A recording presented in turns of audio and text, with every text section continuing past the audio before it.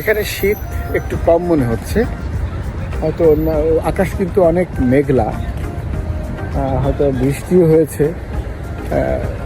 New ইয়র্কে যতটা শীত ছিল এখানে কিন্তু অতটা শীত মনে হচ্ছে না।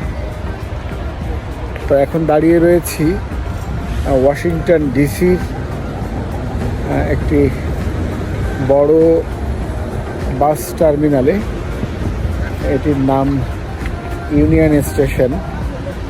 আমি নিউ ইয়র্ক থেকে রওনা দিয়ে 5 ঘন্টারও একটু বেশি সময় লেগেছে আমাকে এই ওয়াশিংটন ডিসিতে পৌঁছাতে। আপনারা জানেন ওয়াশিংটন ডিসি